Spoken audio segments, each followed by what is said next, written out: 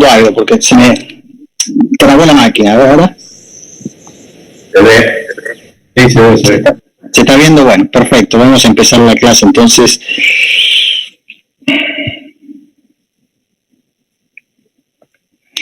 Disculpen el percance. Bueno, yo les mandé a ustedes lo que voy a hacer siempre, que es unas hojas donde hay algunos gráficos, a veces una introducción que no quiero volver a escribir o por la que quiero escribir arriba. Así que eso lo pueden usar de apoyo en este caso. Bueno, ¿qué vamos a ver hoy? Hoy vamos a repasar sistemas de n grados de libertad, es decir, vamos a hacer una introducción donde todavía no vamos a ir a continuos. Y vamos a repasar las ecuaciones de equilibrio dinámico de sistemas de n grados de libertad, vamos a ver el tema de condensación estática que vamos a usar, y vamos a aprovechar lo que vemos para extender algunas cosas que vimos en el cuatrimestre anterior sobre la torsión elástica de edificios y la torsión elástica de edificios de n pisos. Vamos a ver un método que, si los diafragmas de los entrepisos son rígidos, puede ser utilizado para, y el sistema resistente a las acciones horizontales se mantiene en un plano, permite calcular fácilmente qué es lo que pasa con edificios en altura. Entonces vamos a ver estas cuestiones. Lo primero que vamos a ver entonces es la ecuación de equilibrio dinámico de sistemas de n grado de libertad. Entonces lo que vamos a ver ahora son las ecuaciones. Raúl, no se olvide de grabar, sí, porque creo que... A ver, entiendo que estoy grabando, si no me equivoco. ¿Me sale que no se graba? No, sí, ahí lo vi. Perdón, pensé que no estaba. Bueno, gracias. Avísenme si se corta. Cualquier cosa, Ale, me mandas un llamado al celular y me interrumpen y me preguntan cuando quieren, ¿no? No hay problema en interrumpir. Entonces, ecuación de equilibrio dinámico en sistemas de n grados de libertad. Esto es lo primero que vamos a ver. Entonces vamos a hacer un ejemplo nada más de cómo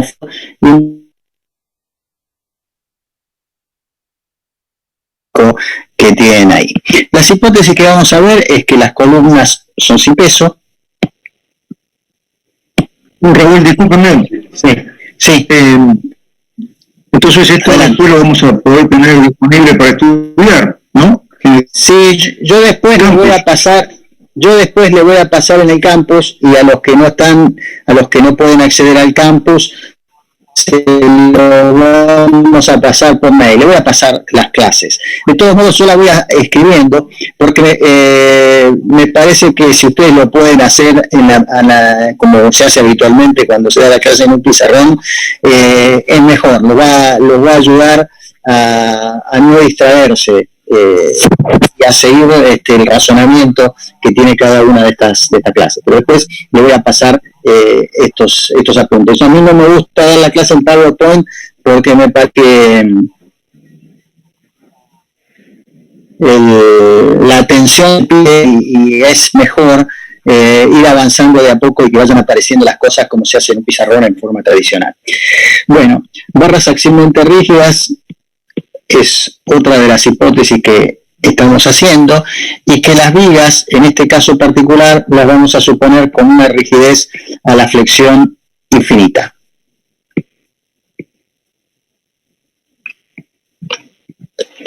Bueno, así que la otra hipótesis que vamos a hacer es que el comportamiento es elástico lineal. Es decir, que las reacciones de cada una de las fuerzas en cada uno de los entrepisos, F, K, I, y los desplazamientos de cada entrepiso, U sub I, están relacionados en forma lineal con una constante de rigidez que vamos a llamar K sub I para cada uno de los entrepisos. Entonces, los dinámicos son las propiedades elásticas. Las propiedades elásticas son cuáles son las fuerzas que aparecen en el sistema cuando doy desplazamientos unitarios según cada uno de los grados de libertad. Entonces, lo que vemos en este caso que tenemos acá es que yo tengo, con la hipótesis de rigidez axial y vigas infinitamente rígidas, este sistema tiene solo 3 grados de libertad. Recordemos que grado de libertad es el número de parámetros que necesito conocer para conocer la posición deformada de la estructura en cualquier instante. Entonces, como tengo esas 3 masas que están ahí concentradas en los entrepisos y no hay giros porque las vigas son infinitamente rígidas, los únicos grados de libertad que tiene este problema son esos X1, X2 y X3. Y las rigideces que entran en juego son las que están acá. Doy un desplazamiento unitario según X1 y ceros desplazamientos según X2 y X3, y así se va formando la matriz de rigidez. Las rigideces en este caso son las rigideces relativas de los entrepisos K1, K2 y K3 que se señalan ahí. Las otras propiedades que vamos a usar son las propiedades de amortiguamiento. Las propiedades de amortiguamiento que nosotros vamos a suponer en este caso que el amortiguamiento lo que vamos a representar, pues el amortiguamiento se produce cuando haya velocidades relativas en los entrepisos, es decir, que nosotros vamos a suponer que ese comportamiento es también viscoelástico, es decir, vamos a suponer este comportamiento. Las fuerzas de amortiguamiento que vamos a llamar Fc sub I en cada entrepiso en función de las velocidades relativas en el entrepiso, las vamos a indicar, van a ser elásticas, lineales, es decir, acá tendremos un constante de linealidad que será C sub I y esto será 1. Y finalmente las otras fuerzas que aparecen para resolver el problema son las fuerzas de inercia. Es decir, son las fuerzas que aparecen según cada uno de los grados de libertad cuando doy aceleraciones unitarias a cada una de las masas. Y nosotros vamos a suponer en este problema que lo que produce esas aceleraciones, que no hay carga exterior, sino que vamos a suponer que se produce un movimiento de la base, y en este caso un movimiento de la base igual para los dos apoyos. Muy pronto, la clase que viene, nosotros vamos a suponer que los movimientos de la base no son iguales. Ahora supongamos que esos movimientos de la base son iguales. Entonces, ahí tenemos planteadas todas las fuerzas que aparecen en el sistema. Cuando yo le dé este desplazamiento de los apoyos a esa estructura, la estructura se va a mover como se indica ahí. Si fuera muy lento el movimiento de los apoyos que yo ejerciera, ese pórtico en su posición inicial escrita en negro iría a parar a la posición en azul y no pasaría más que eso, sería un movimiento rígido. Pero si yo doy ese desplazamiento del suelo, lo hago variable en el tiempo y entonces lo que va a ocurrir es que la estructura va a reaccionar a ese movimiento, van a aparecer fuerzas de inercia que se oponen a las aceleraciones y eso va a originar que van a aparecer velocidades, por eso fuerzas de amortiguamiento y desplazamiento y como consecuencia de ello fuerzas elásticas. Todo ese sistema, de acuerdo al principio de D'Alembert, tiene que estar siempre en equilibrio. Entonces, ponemos acá cuánto vale el desplazamiento absoluto, ya que las fuerzas de inercia se relacionan con las aceleraciones absolutas, como la suma del desplazamiento relativo al suelo más el movimiento del suelo. Y lo mismo para el grado de libertad 2, que será el desplazamiento U sub 2 respecto de la base, más U sub G respecto de la posición rígida, y el desplazamiento X1, que será el desplazamiento absoluto, será el desplazamiento relativo a la base más el movimiento de la base. Así que eso es lo primero que tenemos. Y vamos a definir un vector que vamos a llamar con la letra iota, que es una I griega, iota, que me va a dar, en este caso, cuáles los desplazamientos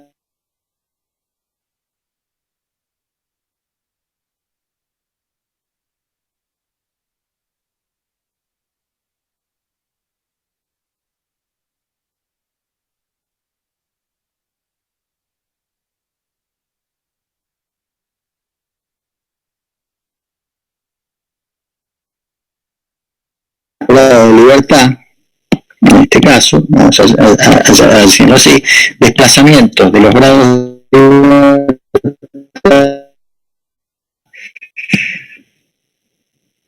cuando damos un desplazamiento unitario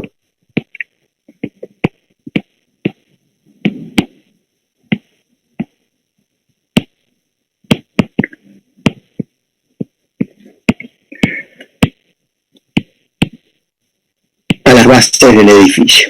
Entonces, con ese vector de influencia así definido, nosotros podemos definir el vector de los desplazamientos absolutos. Cuando ponemos esa rayita abajo estamos indicando vectores o matrices. El vector de los desplazamientos absolutos va a ser igual a la suma del vector de los desplazamientos relativos más ese vector de influencia multiplicado por el desplazamiento de la base.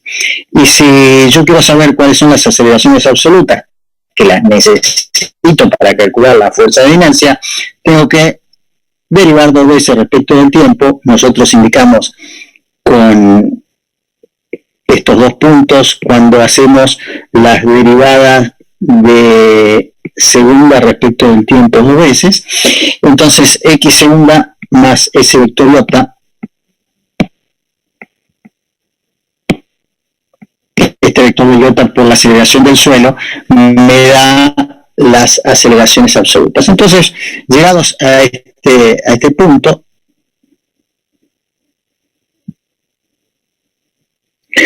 nosotros planteamos la ecuación de equilibrio dinámico. Habíamos dicho que de acuerdo al principio de D'Alembert, yo puedo escribir el problema de dinámico como una ecuación de equilibrio, siempre que agregue en el sistema de equilibrio la fuerza de inercia. Entonces, la ecuación de equilibrio dinámico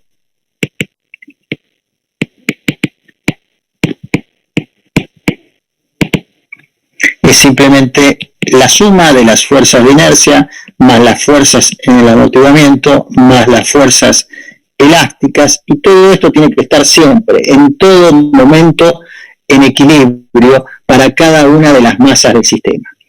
Yo cuando desglosé este dibujito que está acá, puse todas, para cada una de las tres masas que tengo de esos entrepisos, todas las fuerzas que aparecen en el equilibrio. Fíjense que las fuerzas que aparecen son las fuerzas de amortiguamiento relacionadas con la velocidad relativa y las fuerzas elásticas relacionadas con el desplazamiento relativo de un piso respecto de otro. Ahora no voy a escribir eso. Y las valores en rojo, las fuerzas en rojo que están ahí, que son las fuerzas de inercia, que son las fuerzas que se oponen a la aceleración de las masas. Así que ahora lo que voy a hacer es escribir la ecuación de equilibrio para la masa 1, la masa 2 y la masa 3. Entonces yo tengo la masa 1 por la aceleración absoluta de esa masa, más el amortiguamiento por la velocidad de la masa 1 medida respecto de su base, menos el amortiguamiento por la velocidad relativa entre la masa 2 y la masa 1. Es decir, lo que estoy haciendo acá es escribiendo el equilibrio de esa masa. Entonces ahí fíjense que aparece una fuerza de amortiguamiento abajo y una fuerza de amortiguamiento arriba. Y son las dos que estoy poniendo, abajo y arriba de la masa. Y lo mismo ocurre exactamente igual, pero para las fuerzas elásticas. Habíamos dicho que K eran las rigideces de los entrepisos. Entonces tengo K sub 1 por el desplazamiento relativo de la masa 1 respecto del suelo, menos la rigidez del entrepiso 2, que multiplica al desplazamiento relativo de la masa 2 menos la masa 1. Y no hay otra fuerza, así que esto tiene que estar en equilibrio. Y lo mismo entonces hago para la masa 2, donde ahora voy a tener la fuerza que antes la tenía parando, actuando sobre uno, ahora ando para el otro lado, actuando sobre la masa 2, es decir, lo que estoy diciendo son estas dos fuerzas que están acá, que son iguales, una para un lado y otra para otro, y lo mismo para en relación al entrepiso que va de la masa 2 a la masa 3, donde acá tendré la velocidad U sub 3 menos la velocidad U sub 2, y exactamente lo mismo puedo escribir para las fuerzas elásticas. Menos K sub 3 por U sub 3 menos U sub 2, y esto tiene que ser igual a 0. Y finalmente hago el mismo equilibrio para la masa 3. Entonces, pongo la masa 3, la acción de la masa, más, y ahora solamente tengo las fuerzas que aparecen del desplazamiento relativo de la masa 3 con la masa 2, el amortiguamiento y la rigidez. Y esto tiene que ser igual a 0. Bueno, estas son las ecuaciones de equilibrio de este sistema, que tiene 3 grados de libertad y que por lo tanto lo planteamos para las 3 masas que tenemos ahí. Así que ahora yo puedo escribir ese sistema de ecuaciones en forma matricial.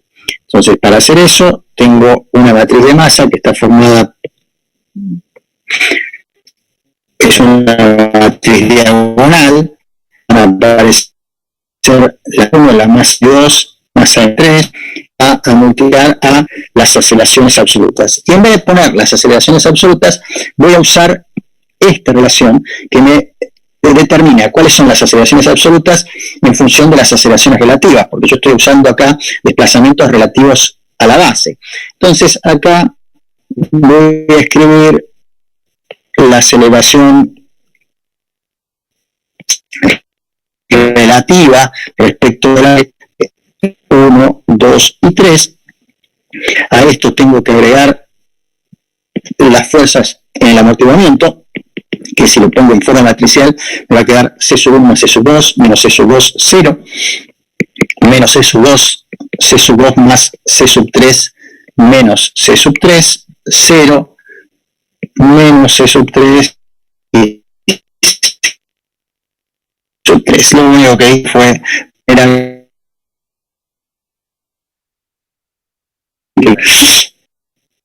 por el vector de velocidades relativas respecto de la base.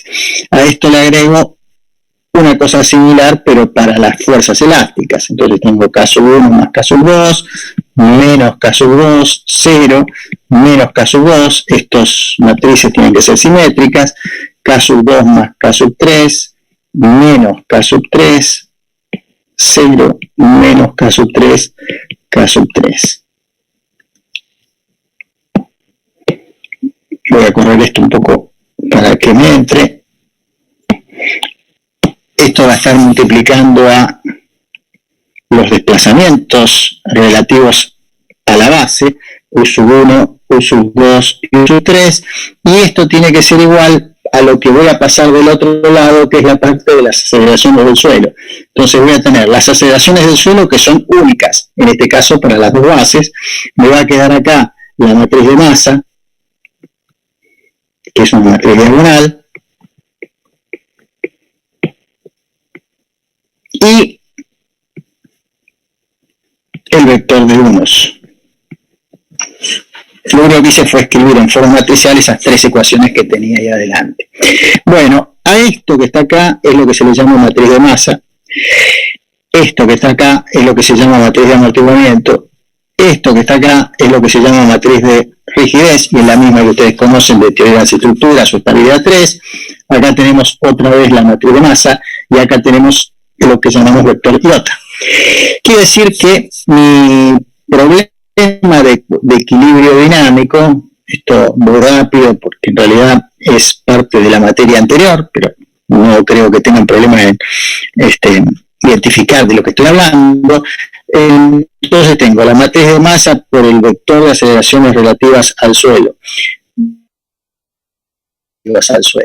más la matriz de rigidez por el vector de desplazamientos relativos, igual a menos la aceleración de la base, que en este caso es única. Y estoy recalcando esto que es única porque en la clase que viene vamos a ver aceleraciones diferenciales en las bases, por la matriz de masa por el vector de influencia.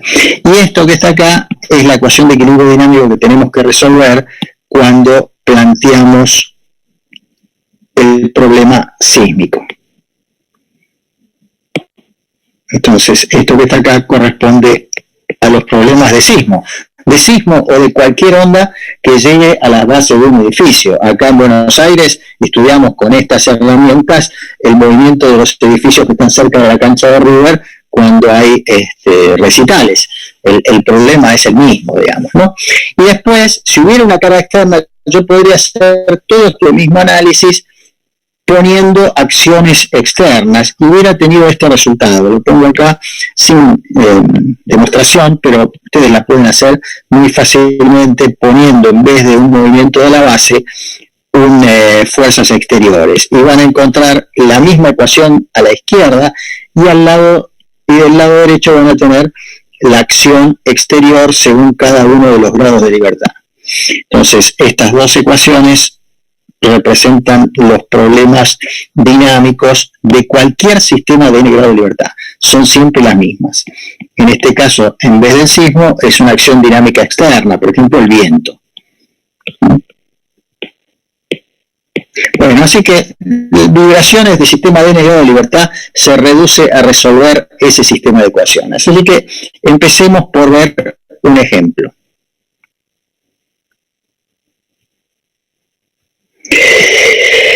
Yo voy a hacer ejemplos que, por ejemplo, si ustedes quieren usar el método estático del SILSOC, no podrían hacer, porque el método estático del SILSOC está hecho simplemente para edificios convencionales. Pero supónganse que tienen este problema. Ustedes lo van a tener en el trabajo práctico que les voy a dar. Supónganse que lo que ustedes tienen es una estructura de este tipo. Una columna y un voladizo en el extremo de la columna. Por ejemplo, que sostiene una luminaria, cosas así. Entonces tenemos acá esa columna, vamos a suponer que este sistema tiene que sostener una masa M acá y una masa 2M en el extremo. Vamos a considerar que las dimensiones de esto son una dimensión L para la ménsula y una dimensión de 2L para la columna. Vamos a suponer que la rigidez a la flexión se mantiene constante en toda esa estructura. Vamos a suponer entonces, como le dije, acá tengo una masa M y acá tengo una masa 2M. Y vamos a suponer en este caso particular, que es el real, en la realidad, que voy a tener una aceleración del suelo horizontal de la base y una aceleración del suelo vertical. Siempre tengo ambas en realidad. Así que yo voy a tratar de resolver las ecuaciones de equilibrio dinámico. Después, muy pronto en el curso, lo vamos a resolver entero. Por ahora solo estoy interesado en plantear las ecuaciones de equilibrio dinámico correspondientes a una aceleración horizontal, que es lo que es un terremoto, y tendré alguna forma como la que estoy dibujando acá.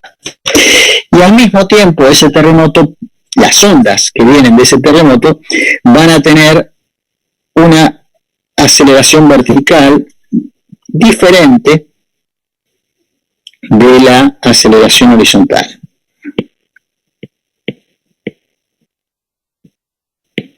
En general, el contenido de frecuencias del movimiento vertical suele ser con contenido de frecuencia más alto, por eso fíjense que estoy más cercanas, digamos, en este caso.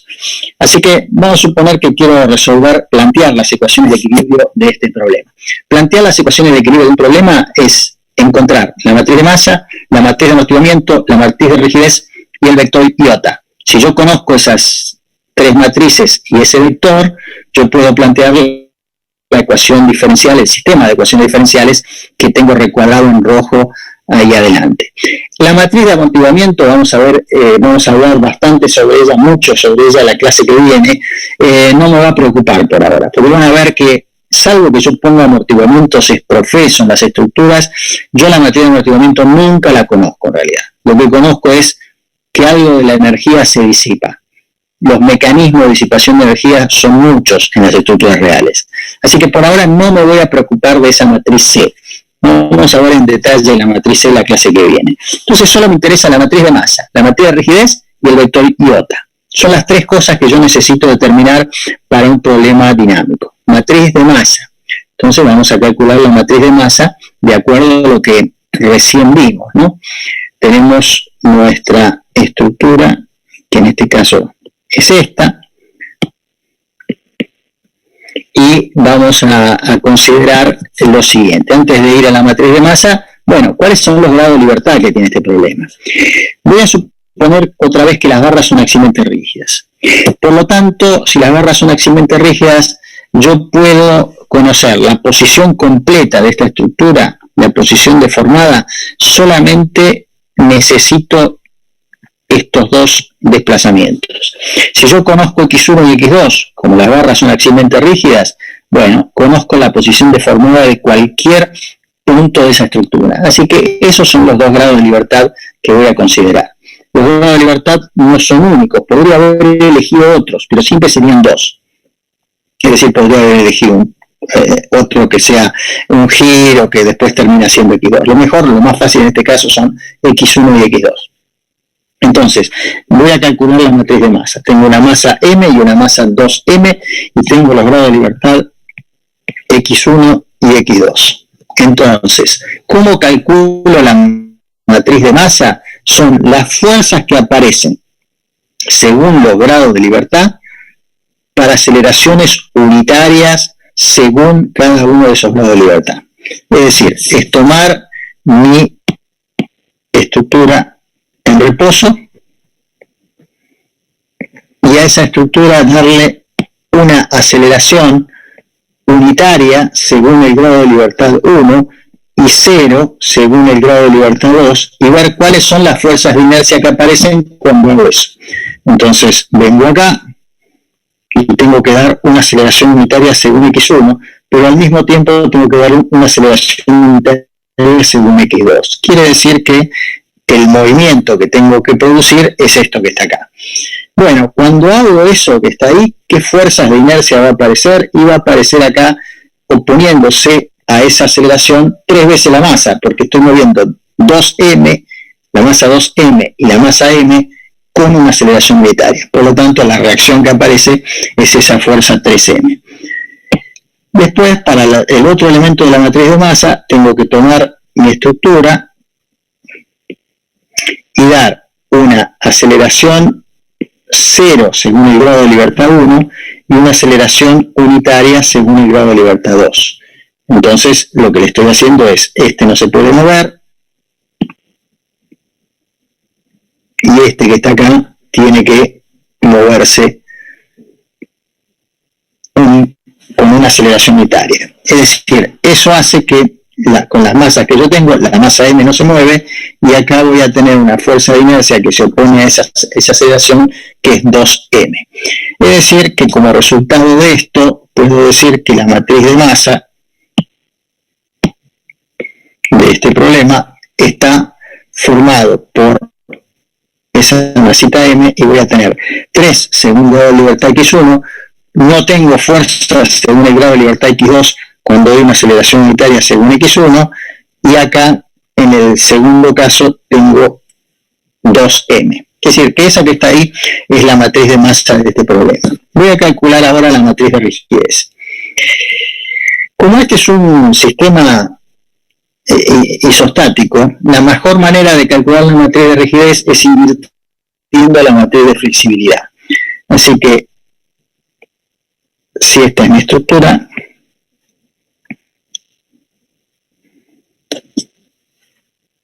que está acá, y yo tengo los grados de libertad x1 y x2, que son todos los que necesito, y la rigidez a la flexión de estas barras es B, y las barras son axialmente rígidas.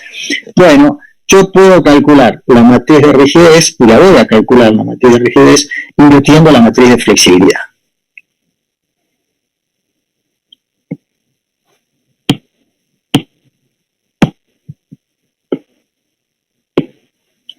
Entonces, ¿cómo calculo la matriz de flexibilidad? Son los desplazamientos que aparecen según los grados de libertad para fuerzas unitarias. Así que esto es muy fácil de hacer porque el problema es un isostático. Si no, no podría. Entonces, tengo mi estructura acá y lo que hago es dar una fuerza unitaria según el grado de libertad X1. Y eso produce un diagrama de momentos. En este caso, va a producir un diagrama de momentos como este.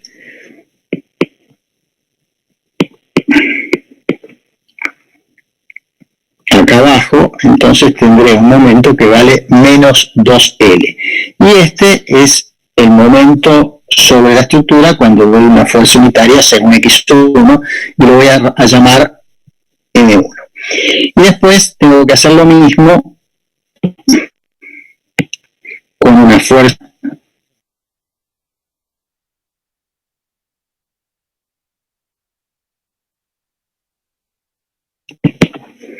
y esto me va a originar en mi estructura un diagrama de momentos como este.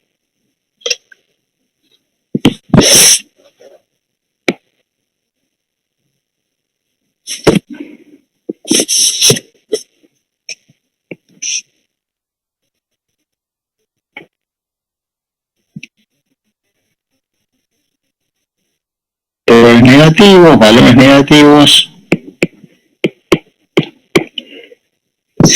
y esto será menos L, y ese valor de menos L se mantendrá acá abajo, como corresponde al diagrama de momentos de esa estructura tan simple que está ahí. Y a este va a ser el M2, el diagrama de momentos sobre la estructura para una fuerza unitaria según el grado de libertad X2. Entonces, ¿cómo son los elementos? ¿Cuáles son los elementos de esa matriz de flexibilidad? Son los desplazamientos según el grado de libertad y para una fuerza ubicada en J. Así que esto lo puedo calcular el teorema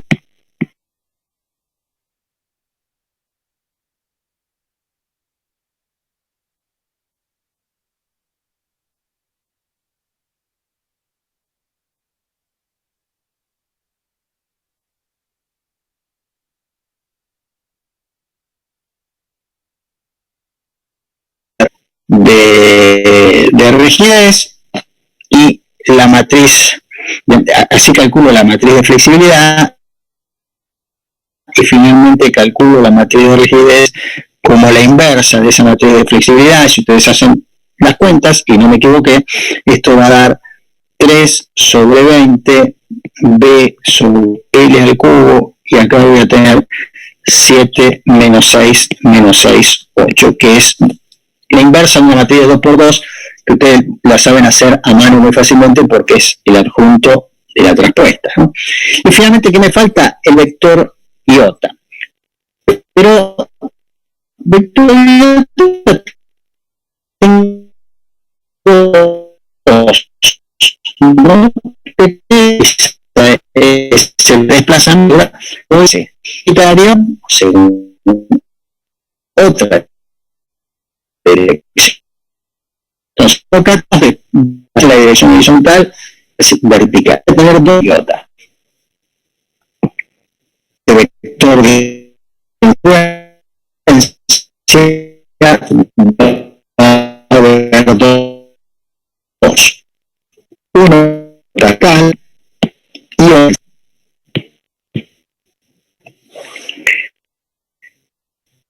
Entonces, lo que hacer, según su definición, es nueva y viento unitario según la sigma horizontal, que sería esto. Y ver cuánto se desplazan mi grado de libertad X y X2 cuando doy ese desplazamiento en la dirección, caso la dirección del signo horizontal. Entonces, lo que obtengo es que para ese vector de influencia iota va a tener un valor 1 sobre en X1 y 0 desplazamiento según X2.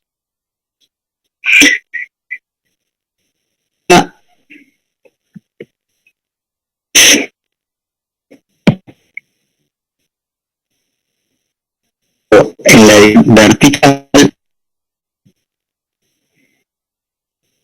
veo qué es lo que pasa libertad y X2 cuando doy este desplazamiento unitario según la dirección vertical.